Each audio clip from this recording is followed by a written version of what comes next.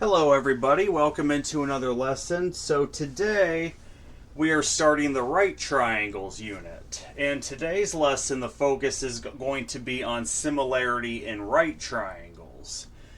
Up first here, I want to talk about normal proportions. You might have something like a over x equal to y over b, where you have there any arbitrary numbers. Only this is the general form of a proportion. Well, your x and y values in red, those are called the means. Right? The x and y's are the means. Then you have the a and b, those are the extremes. But what's going to be useful to us here for similarity in right triangles is something called the geometric mean. The geometric mean is when you have, for the means, you have the same variable or the same constant or what have you, or the same length of a side in your means, in the denominator of the first ratio and in the numerator of the second ratio. So for a geometric proportion, it would be a over x is equal to x over b. Now you would still solve the proportion the same way. You take the product of the means, so x times x equals x squared. That'd be equal to the product of the extremes, a times b. So you would get x squared equals ab.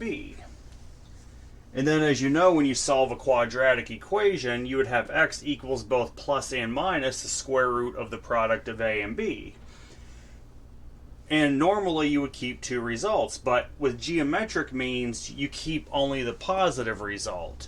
The reason is because this is going to play into lengths of segments and sides of triangles. Well, we know we don't get lengths with 0 or negative, so that's why we keep only the positive result. And I'm going to do 3 exercises here where we're going to find the geometric mean.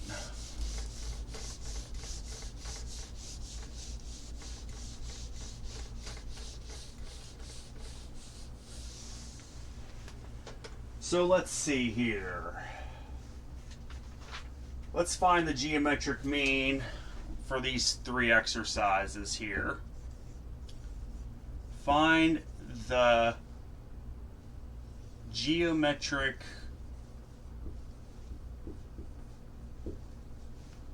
mean between that's going to be, this case, 2 and 18. We are going to find the geometric mean between 2 and 18. So how would you do that? Well, take your first number, in this case your 2, put that in the numerator of your first ratio. Then I would actually say let x equal the mean. You'll put x, the value of your mean, in the denominator of your first ratio.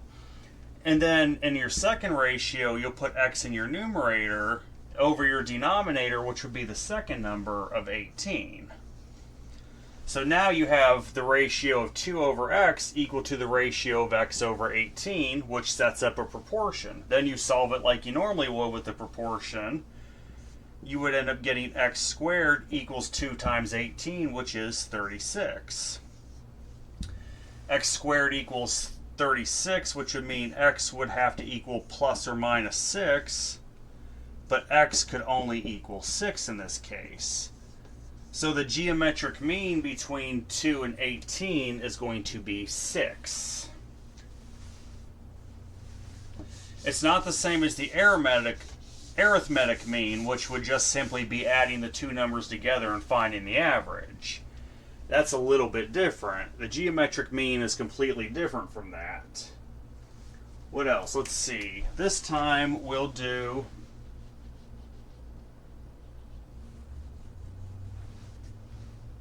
(3 and 27).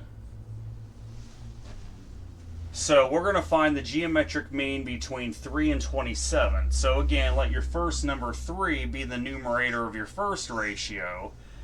we agreed to let x equal the mean, so x will be in the denominator of your first ratio. That's all going to be equal to, in the numerator of your second ratio would also be that x, and the denominator of your second ratio would be the second number, 27. So you would have 3 to x equal to x to 27. So then just go ahead and solve this. You would end up getting x squared equals 3 times 27, which is 81. And then you solve for x. Well, x would equal plus or minus 9, but we only keep the positive result, so the value of the geometric mean, which is x, would be 9. So the geometric mean between 3 and 27 is going to be 9. And we'll do one more exercise to find the geometric mean, and then we're done with that part, at least. Then we'll get into how this relates to geometry. All right, good one. 49 and 25.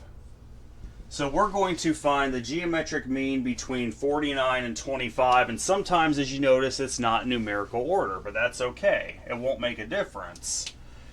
Take your first number of 49, put that in the numerator of your first ratio, put the x, which is supposed to represent the mean, in the denominator of your first ratio, set that equal to x in the numerator of your second ratio over that second number of 25 in your second ratio. Well, then you're going to, of course, do your cross products. You'll get x squared is equal to 49 times 25. It's not going to be a pretty number. What is 49 times 25? That'd be equal to 1,225.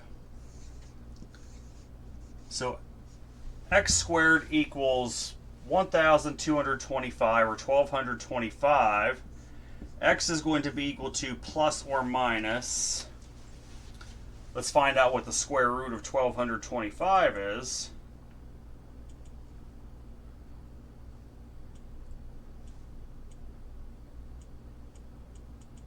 That would be 35. So initially you would get that x is equal to plus and minus 35, but we only keep the positive result for the geometric mean. So the value of the geometric mean between 49 and 25 is going to be 35. Okay. So I think we get now how to find the geometric mean. It's actually pretty simple. Now let's get into how this relates to geometry, what you're really here for. Alright, let's go into the theorem for today. Then there's two corollaries to the theorem. So here's the theorem. If the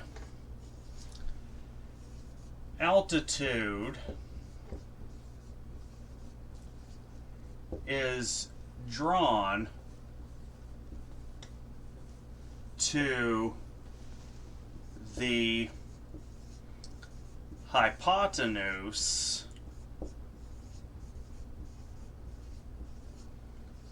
of a right triangle, then of a right triangle, not a right angle, excuse me, a right triangle, then the two triangles formed are similar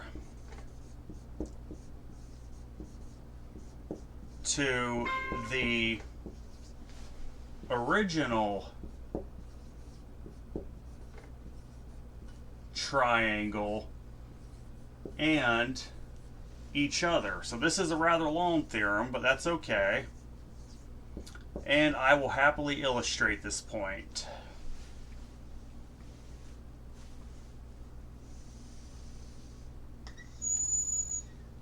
Let's make a big right triangle here.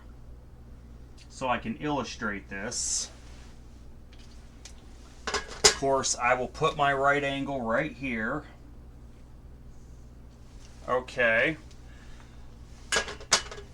So this I will call triangle ABC, the master triangle. Now let's draw the altitude to the hypotenuse, which would be side AC. We denote we have a right angle here, which would make this angle right. Okay. Let's call the point where the altitude touches AC, we'll call that point D. What else better than point D, right? So I'm going to read off this theorem again. The theorem states, if the altitude is drawn to the hypotenuse of a right triangle, then the two triangles formed are similar to the original triangle and each other. Okay? Of course, what does it mean for triangles to be similar? It means that their angles are congruent, and which definitely would be true because there's right angles in each one. And the sides would be in proportion to each other. So that's going to come into play when we get into the corollaries in a second. But long story short here, you have triangle ABC where the hypotenuse, of course, is drawn from vertex B. The hypotenuse, the altitude, is drawn from vertex B to the hypotenuse AC. The point where the altitude touches AC is at point D. What this is saying is that the two triangles formed, which would be, I'll say DAB, we could say that triangle DAB is similar to triangle DBC. So we started out with these two right triangles, DAB and DBC are definitely similar to each other, but they are also similar to the original right triangle, which in this case would be ABC. So you have a three-way similarity. Triangle DAB is similar to triangle DBC and also similar to the whole triangle, triangle ABC. So that's all that theorem states. Now let's get into some corollaries.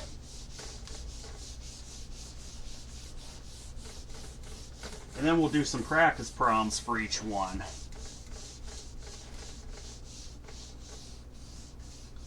Alright. So there are two corollaries to this theorem, which is really going to be the meat of the lesson today. I think there's only one R in corollary. Yeah, there's only one R. Corollary. Alright. What does this corollary say? It says when the altitude is drawn to the hypotenuse of a right triangle,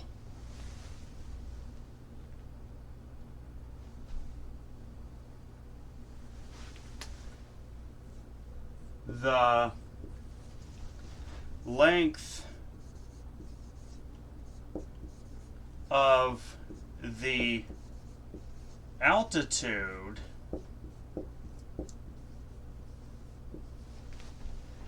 is the geometric mean. So that's coming into play between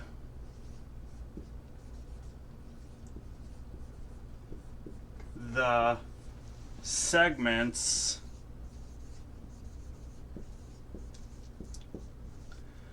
of the hypotenuse. And I will definitely draw an example here. So let's go ahead, let me draw another right triangle here. This will be triangle A, B, and C. All right. Let's do a right triangle. Let's go ahead and draw that altitude to the hypotenuse.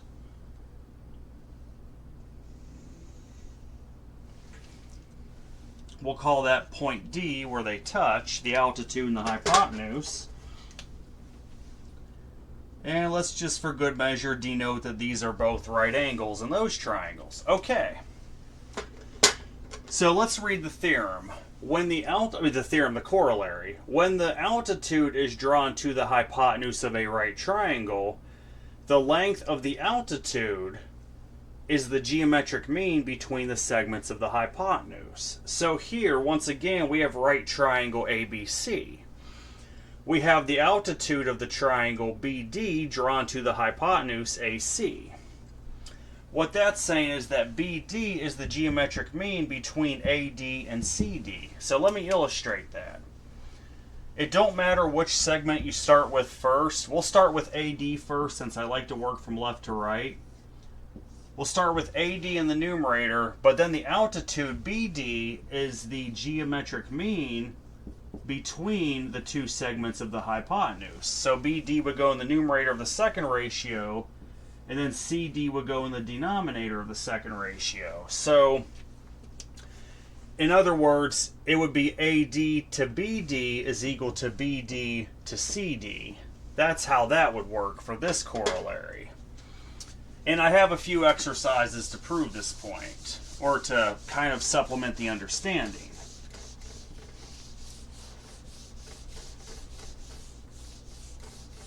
All right. What do we have here?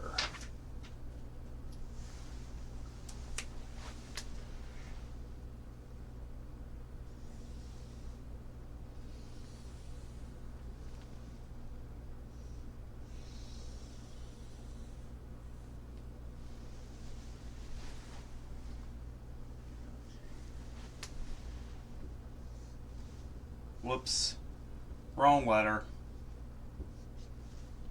J, K. And then we have here, this is the right angle. And then to here,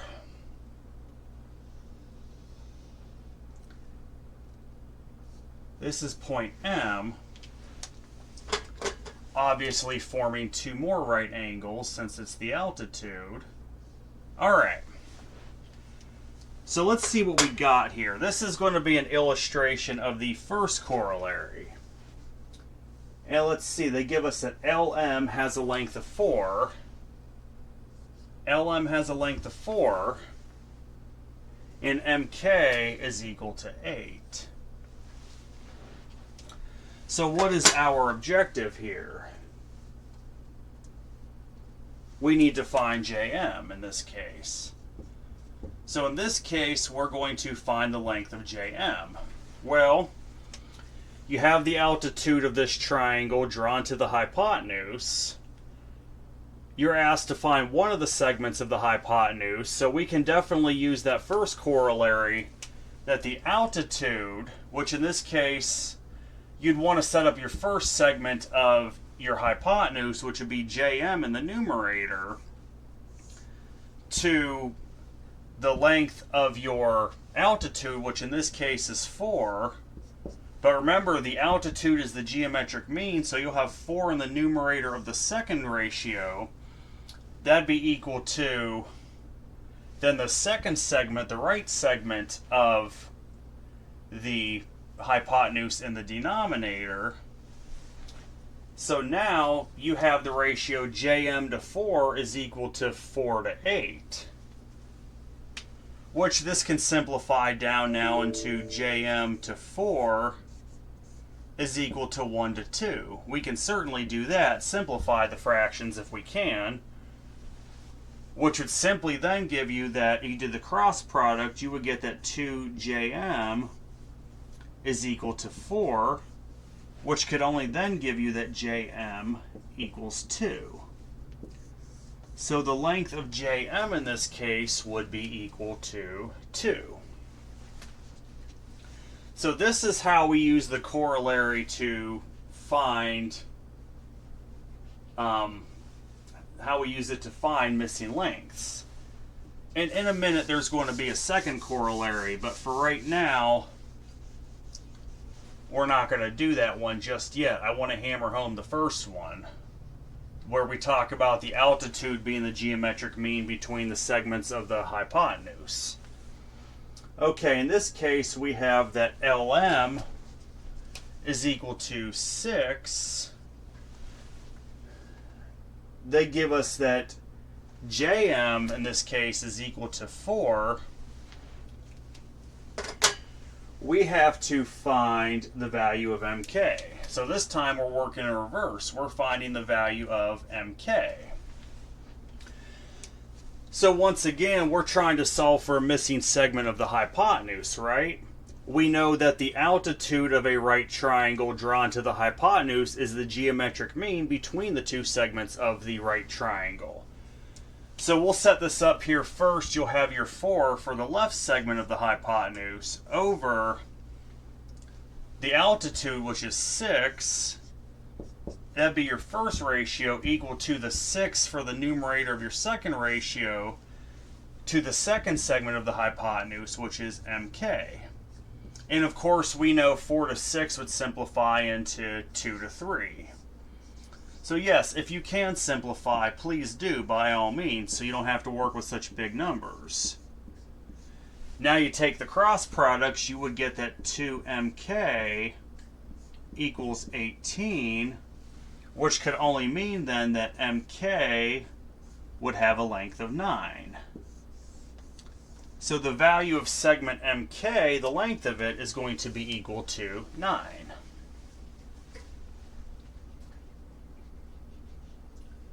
I wanted to prepare these in orderly exercises, so I don't want to take time to have to search for it. I prepared beforehand, so we're ready for this.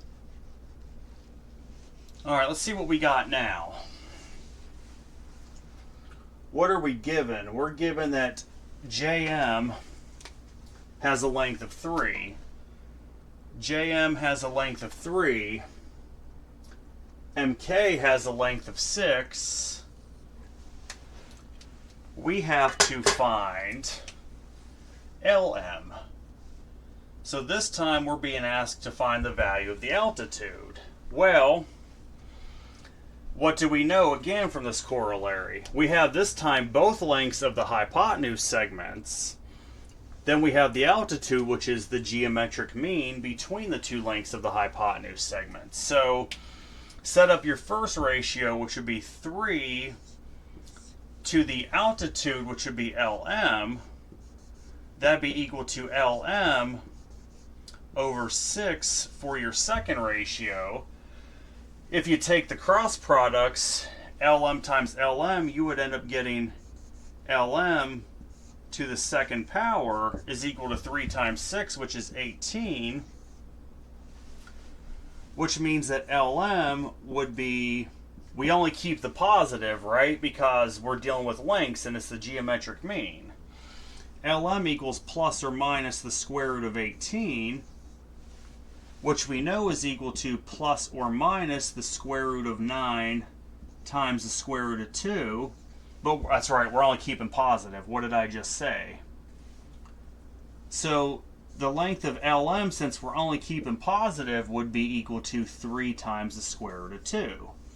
And it's okay to leave your answer like this, unless you're told to write it as a decimal to so many decimal places. You can leave your answer in radical form. That's completely fine.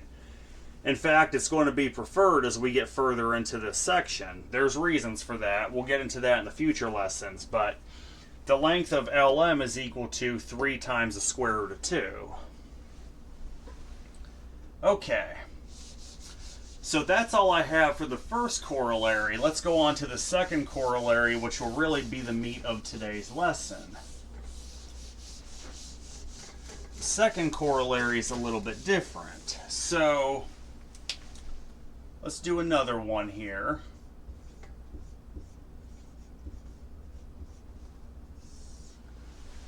This corollary here is going to state when the altitude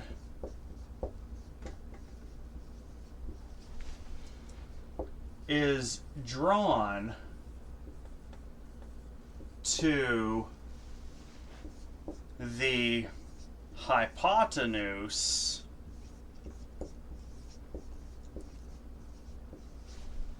of a right triangle,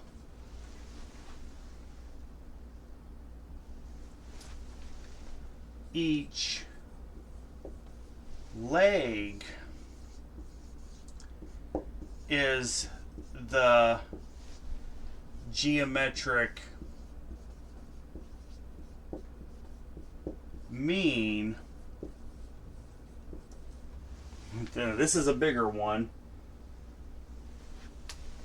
Between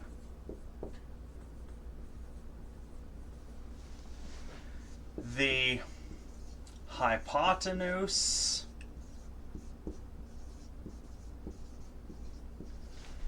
and the segment of the hypotenuse it touches. Okay, and I'm going to draw another right triangle to illustrate the point here. Only this time there's going to be two proportions as a result. I'll make this triangle ABC again, like we have for the example one. Of course, angle B will be the right angle. Then I'll draw the altitude to AC. There you go, there's the altitude. We'll call the point where that meets side AC, we'll call that point D. So BD is the altitude of side AC. Obviously, then it forms two right angles. Okay, so what is this theorem saying? Not theorem, corollary. The corollary states that when the altitude is drawn to the hypotenuse of a right triangle, each leg is the geometric mean between the hypotenuse and the segment of the hypotenuse it touches. So what does that mean? Here again, you have right triangle ABC that's split into two triangles by altitude BD against side AC. So what that means here, let's look at leg AB first, okay? Leg AB is the geometric mean. So we'll put that in the denominator. And it doesn't matter if you want to do the whole hypotenuse first or the segment of the hypotenuse it touches. You'll get the same result. So in the numerator, I'm going to go with the whole hypotenuse first.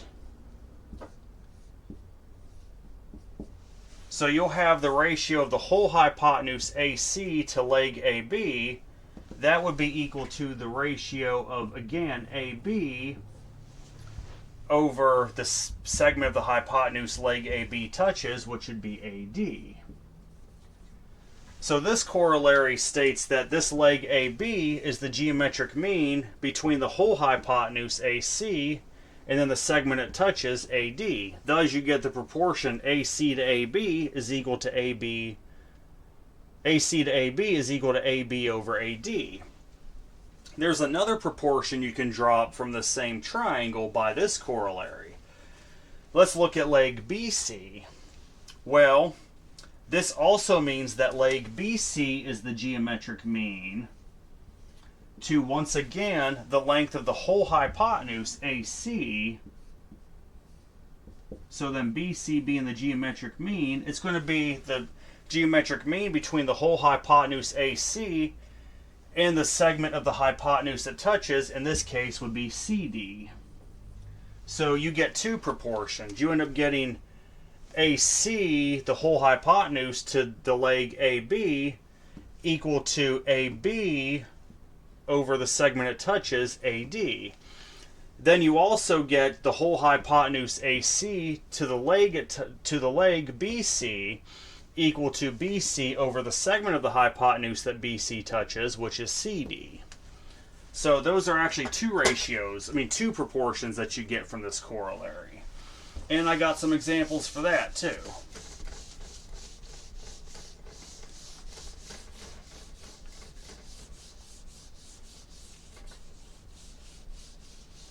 Okay, so what do we got here? Oh yeah, we're back with our triangle we had before. Some people might criticize me for not keeping the triangle and stuff and just continuing, but I think this way is so much easier than trying to teach you how to teach it all at once and then hope you understand and remember what to do and which one to use. I want to illustrate each point at a time. So we have triangle LJK once again. The point where L meets JK would be at point M, so the altitude is going to be LM. So then obviously this will form two right triangles here.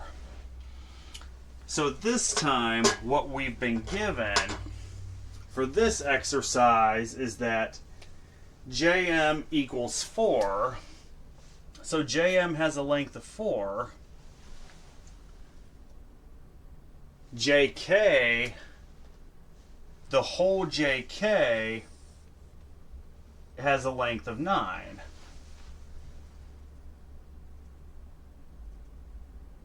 Find LK. So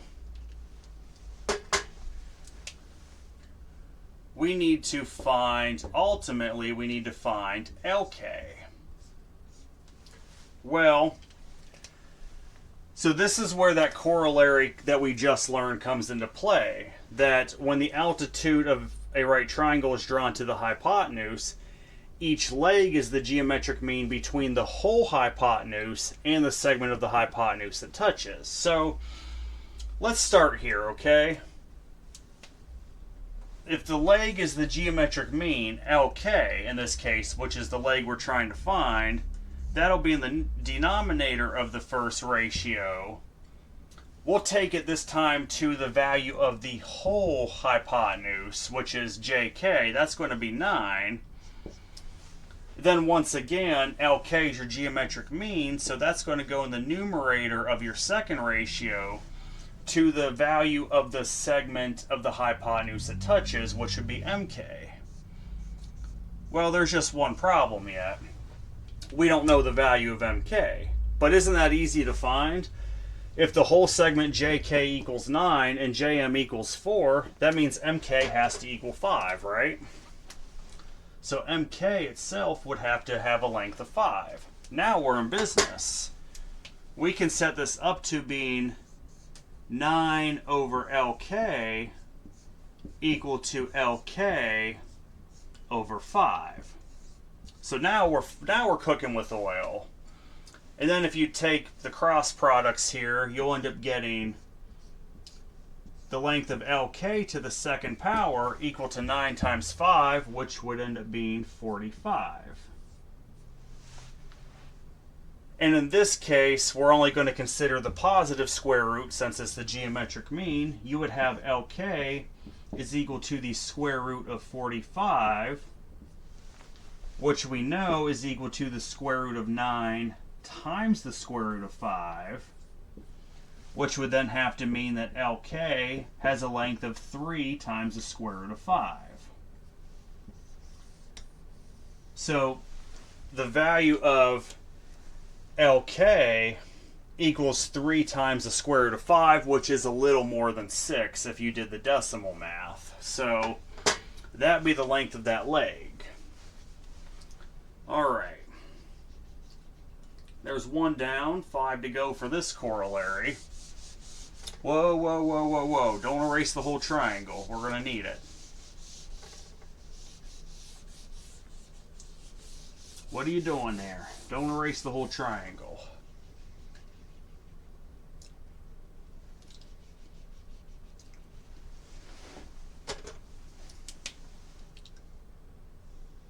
There we go.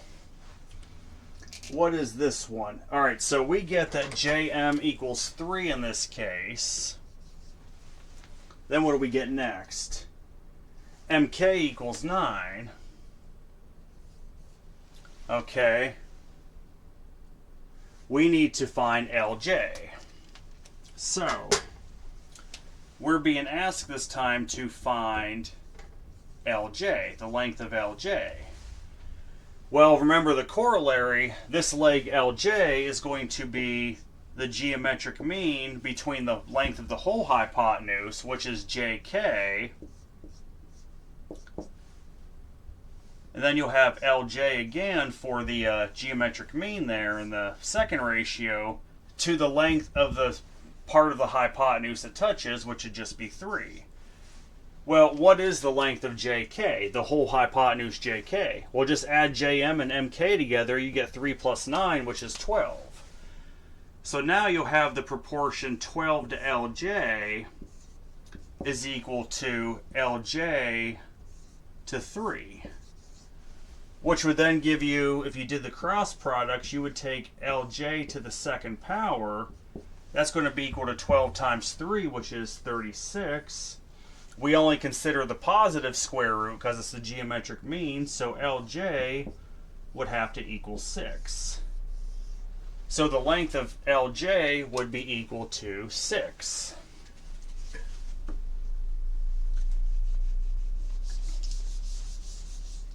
And there's that one done.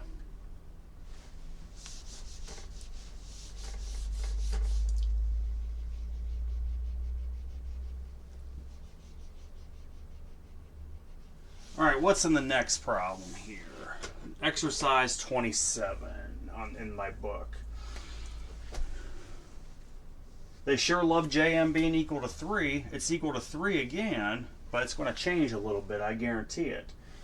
JL equals 6. Okay. So this time, we got to find MK. So this is a little bit different here. We have the length of leg LJ. We have the length of one of the segments of the hypotenuse. They're asking us to find the length of the other segment of the hypotenuse. Okay. Well, the length of LJ still is the geometric mean, which in this case would go in the denominator of the first ratio. So you have 6 in your denominator. It's the geometric mean between the length of the whole hypotenuse, which would be JK, and then you would have 6 in the numerator of your second ratio to the length of the segment of the hypotenuse that it touches, which would be JM, which would give you a value of 3, which we could simplify 6 to 3 into 2 to 1. So JK over 6 would be equal to 2 to 1. So then now we'll just take the proportion, we'll do the cross products, you would simply get JK equals 12. So we got JK, but they're asking us to find just MK. Well, doesn't JK equal JM plus MK, right? By the segment addition postulate, the length of JK equals the length of JM plus the length of MK. So JK equals 12. That's going to be equal to JM, which is 3 plus MK, which then would just give you that MK is equal to 9. So that's how we would solve that problem. MK would have a length of 9.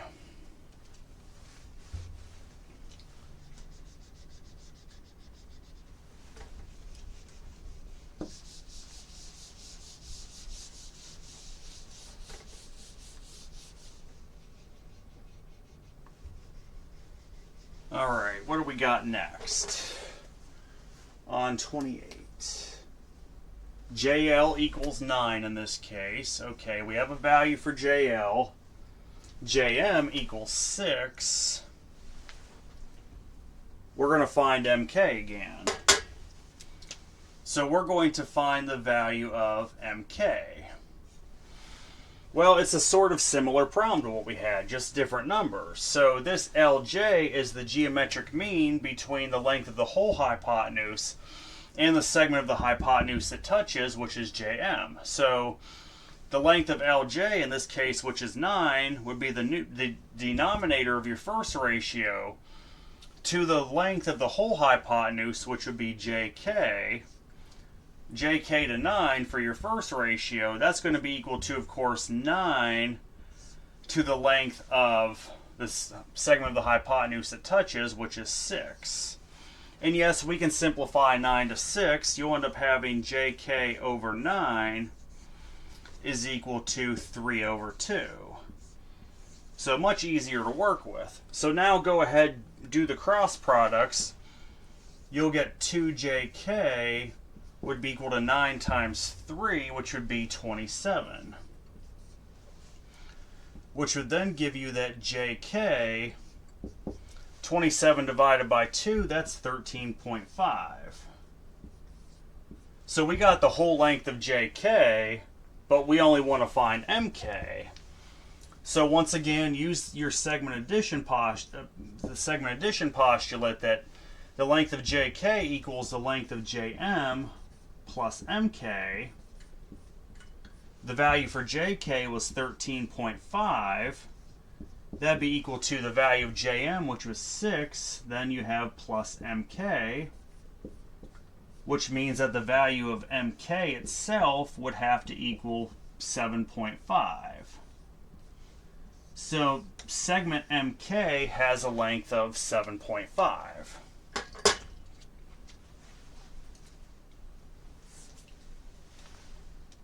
All right, there's that one.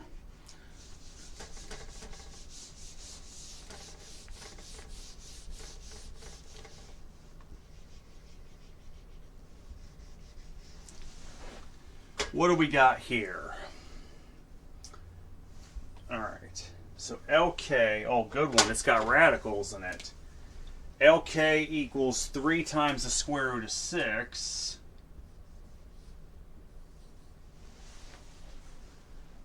Let's see, MK is equal to 6. So in this case, they want us to find JM. So we're kind of working backwards. We're going to find JM. Well,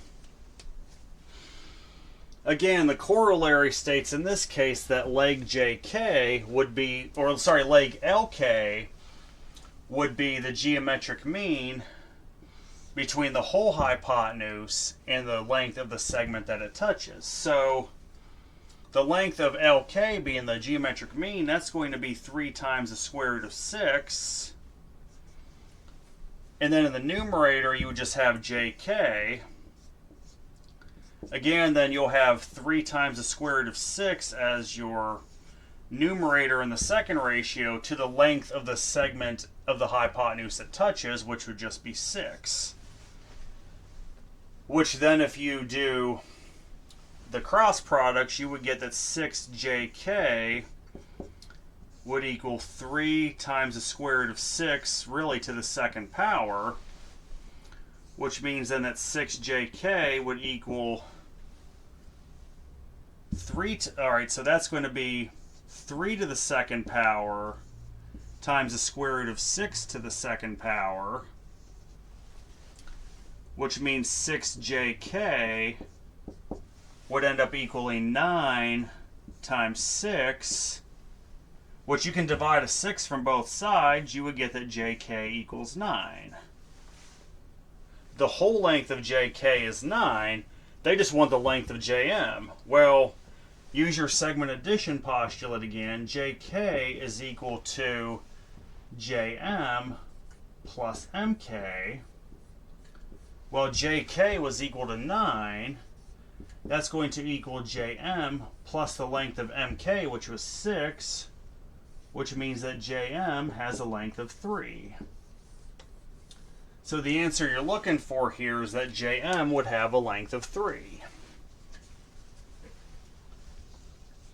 And there's that exercise. One more for this corollary.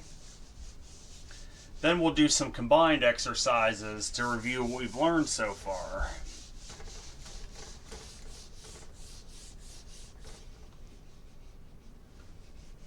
All right, what do we have next?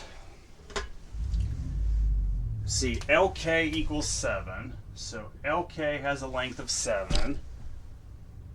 MK has a length of 6. We once again have to find the length of Jm. So we will find the length of Jm.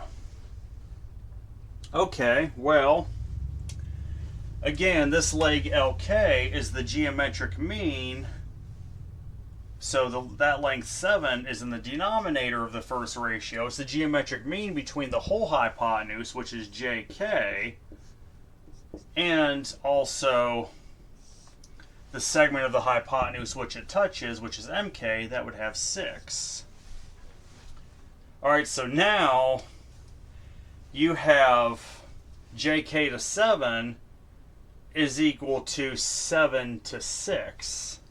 So let's do your cross product. You'll end up getting 6JK equals 49, which would give you the length of JK. So what is 49 over 6? Well, that would be 8 1/6, right? 8 1/6, which would be approximately equal to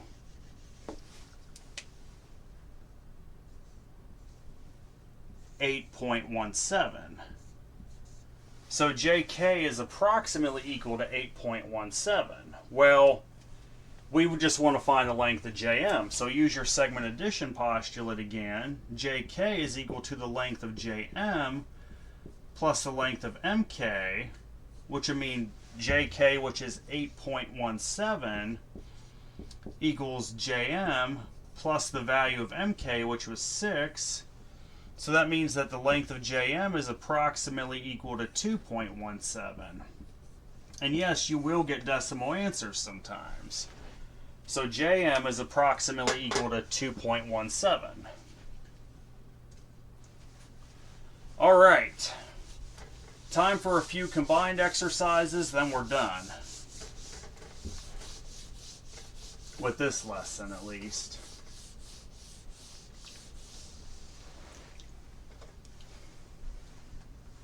For the, let's see.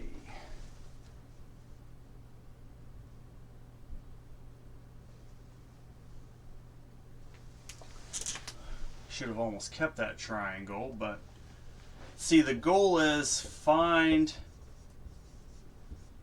the values of x, y, and z. So this is one of those we're going to solve for some variables. Find the values of x, y, and z.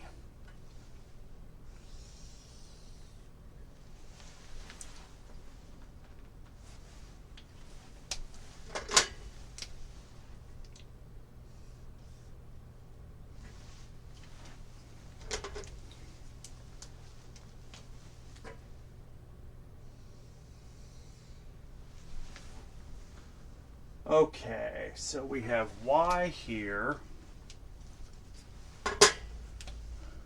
This is y. This is 4.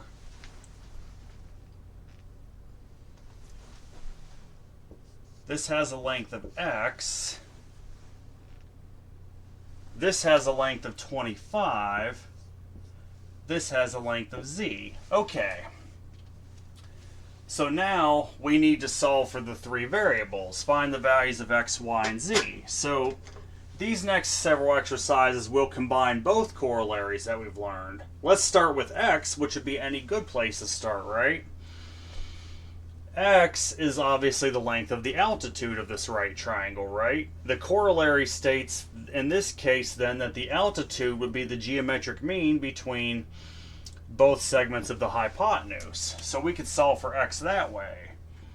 X would be the geometric mean, so that means it goes in the denominator of the first ratio and in the numerator of the second. And then it don't matter which way you go, I'll pick 4 for the first segment of the hypotenuse and then 25 for the second length of the hypotenuse. Then do your cross products, you'll end up getting that x squared equals 100. And we only consider the positive answers, so we get that x equals 10. So x therefore has a length of 10. In fact, now we can fill that in on our triangle, because in some of these exercises you might want to do that. Now we need to solve for y. This goes back to the corollary that each leg is the geometric mean between the length of the whole hypotenuse to the segment of the hypotenuse that it touches. So that means that y is the geometric mean here, so it's going to go in the denominator of your first ratio and in the numerator of your second ratio. It's going to be the value of the whole length of the hypotenuse, which is 25 plus 4, that'd be 29. And then the denominator of your second ratio, it only touches the length of 4, so it'd be 29 times 4. Which then if you do the cross product, you'll get y squared equals 4 times 29. I'm going to keep it this way. There's a reason for that. We only consider the positive values. Y would equal the square root of 4 times the square root of 29, which would have to mean then that y has a length of 2 times the square root of 29. So yes, we can leave our answers in radical form. That's completely fine. So y has a length of 2 times the square root of 29, which just leads us to the final one of z. So again, the corollary is that each leg is the geometric mean between the whole hypotenuse and the segment of the hypotenuse which it touches. So that length z is the geometric mean. So it goes in the denominator of the first ratio and in the numerator of the second ratio. We'll take the value of the whole hypotenuse first, which would be 29. That'll go in the numerator of the first ratio to the value of the length of the segment of the hypotenuse it touches, which is 25. So now you have the proportion 29 to z equals z to 25. Which will then give you, you'll end up having z to the second power equals 25 times 29. And I'm going to leave it this way deliberately. Since we only consider the positive square root, that means z is equal to the square root of 25 times the square root of 29, which could only then mean that z equals 5 times the square root of 29.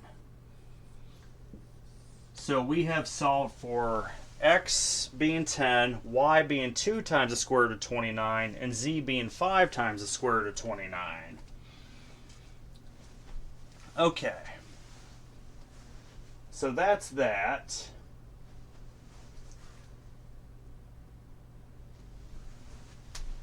Is that really... It's a little bit different. I'm only going to do 2 more exercises, but each one's going to get a little bit harder than the last. Okay. 2 more of these combined exercises. So let me draw my triangle here.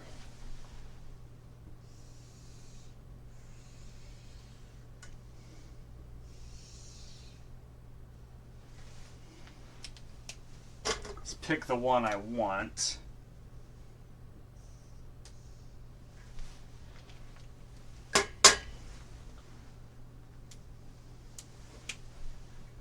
Find the length of the altitude here. Go goodness.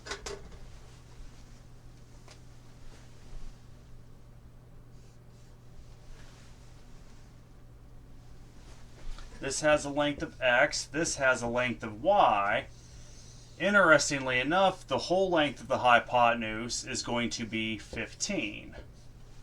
So they even give us that. They give us this has a length of 9. This has a length of z. So this time we have to solve for what we need to solve for this time is going to be x, y, and z. Now, we're in a bit of a pickle here because we have x and y both on one side. How the heck are we going to solve that? Because we can't even solve for z until we solve for each of those, right? No matter. If we remember, this leg here of 9 is going to be the geometric mean between the whole length of the hypotenuse and the length of the segment of the hypotenuse it touches. So in other words, set up that leg length of 9 in the denominator of your first ratio and the numerator of your second. Okay, that means it's going to be equal to the length of the whole hypotenuse in the numerator of the first ratio over that x in the second ratio. And of course we can simplify this. 15 to 9 is going to be 5 to 3.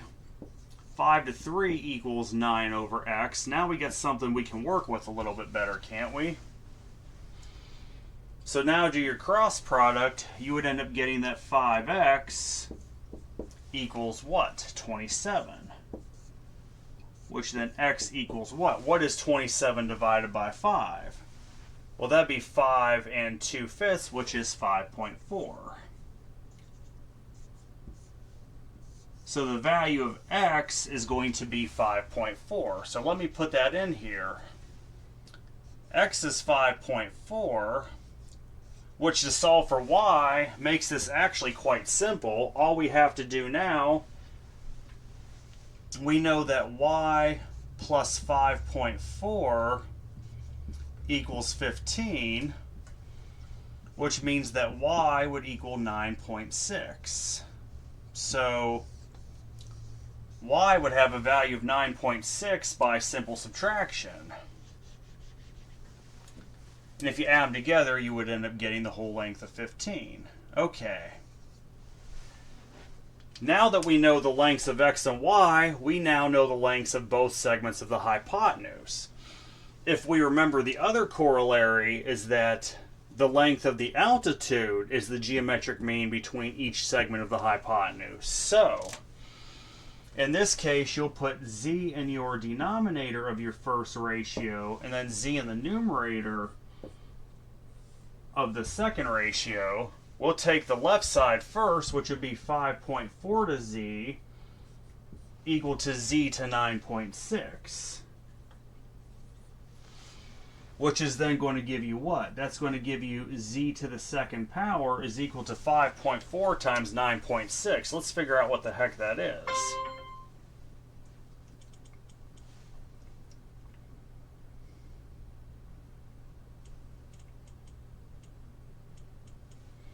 That'd be 51.84. So z squared equals 51.84. And we're only going to consider the positive values for z. So z is equal to the positive square root of 51.84. Let's find out what that is.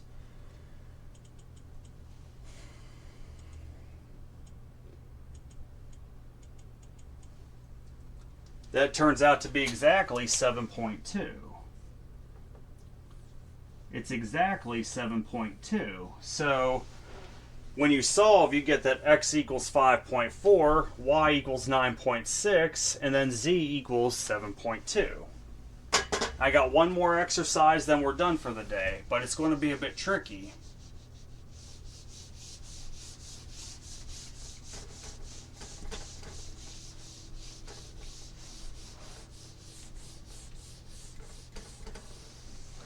You'll see why in just a minute I call it tricky.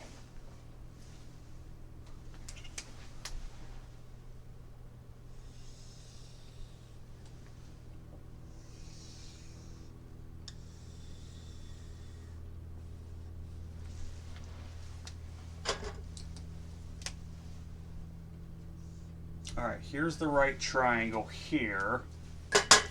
Let's draw ourselves an altitude. And at first glance, it probably doesn't look that bad. Alright, this has here a length of x. This has a length of x plus 1. This here has a length of x plus 2. This has a length of y. This has a length of z. Now, all of a sudden, we have all variables. We don't have a single number, right? How are we going to solve? Well, let's start here. We know that this leg with x plus 2 is the geometric mean between the length of the whole hypotenuse and the length of the segment of the hypotenuse that it touches. So, in other words, the x plus 2 would actually go in the denominator of the first ratio and then in the numerator of the second ratio. So now we have to figure out the length of the whole hypotenuse, which would just be x plus 1. Well, that should end up giving you 2x plus 1, which would be equal to then, in the denominator, just the x. So now we got to go ahead and take the cross products. You end up having x plus 2 to the second power equal to x times 2x plus 1, which when we do the expansion here, you'll end up getting x to the second plus 4x plus 4 is equal to 2x squared plus x, which in this case I think we should make the 0 on the left-hand side, since on the right-hand side we have a 2x squared and just a 1x squared here. We should move everything over to the left side. So if we make the left-hand side equal to 0, you'll end up getting x squared minus 3x minus 4 is equal to 0. Now it's just a matter of solving a quadratic equation by factoring, and I'm pretty sure we can do just that. You'll have x and 1 and x and 4 with factors, which would have to mean what? This would have to be minus 4x plus x would give you negative 3x and then minus 4, so good. Now set each factor equal to 0. You would end up getting what? X equals negative 1, which we know is a no-go. You can't have a negative length, but if you set x minus 4 equal to 0, you get x equals 4.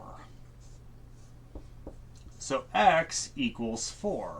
So we did find the length of x. It equals 4. But, man, I didn't know this stupid thing popped up on my computer. I'm sorry, guys. There we go. So the length of x equals 4.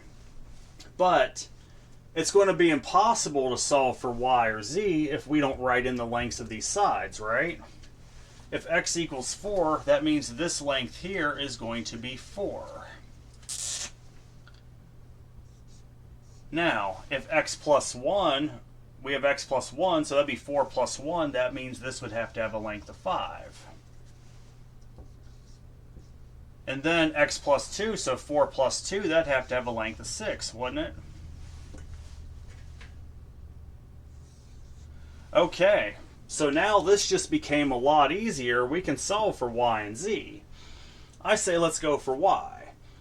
Here we have both, finally, the values of both segments of the hypotenuse, which would then mean that the altitude is the geometric mean between both segments of the hypotenuse. So you'll put y in the denominator of your first ratio, and then in the numerator of your second ratio, we'll do 4 in the numerator of the first to 5 in the denominator of the second. So then you'll end up having y squared equals 4 times 5. I'm actually going to leave it like this for a good reason, which would mean then y, since we only consider the positive value, is equal to the square root of 4 times the square root of 5, which then means that y would have to equal 2 times the square root of 5. So we just found the value of y being 2 times the square root of 5. Alright, so then z should be a piece of cake. This comes back to then that each leg of the right triangle is the geometric mean between the whole hypotenuse and the segment of the hypotenuse which it touches. So let me square that for the answer. Okay, that means that z is going to go in the denominator of the first ratio and in the numerator of the second ratio. Now the length of the whole hypotenuse would be 5 plus 4, so that'd be 9. I'll put 9 in the numerator of my first ratio to the segment, the length of the segment of the hypotenuse it touches, which would be 5. Okay, so then you'll end up having z to the second power is equal to 9 times 5. I'm going to leave it that way for simplicity's sake, which would then give you that z is equal to, we're only considering the positive value, so that'd be equal to the square root of 9 times the square root of 5, which would mean z would have to equal 3 times the square root of 5. So we ended up finding our values that x equals 4, y equals 2 times the square root of 5, and z equals 3 times the square root of 5. So that's it for this lesson. Next lesson I think you all are going to appreciate. It's going to be so much easier next lesson. We're going to talk about Pythagorean theorem, a personal favorite of mine and probably some of yours. So I hope everyone has a great night. Take care.